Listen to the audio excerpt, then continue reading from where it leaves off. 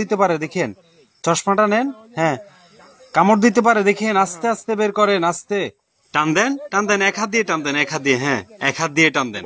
বন্ধুরা দেখুন, আমরা 4-5 জন মিলে অনেক দৌড়ানোর পরে একটি ষান্ডা ধরতে সক্ষম হই। দেখেন গর্তের ভিতরে লুকিয়ে যাওয়ার চেষ্টা করেছিল, কিন্তু শফিক ভাই এসে ধরে ফেলেছে। এখন চেষ্টা করছে বের করার জন্য। দেখতে পাচ্ছেন এক হাত দিয়ে এত জোরে টানছে, তারপরে এটা কিন্তু বের হচ্ছে না, ফা দিয়ে ভিতরে আটকে রেখেছে।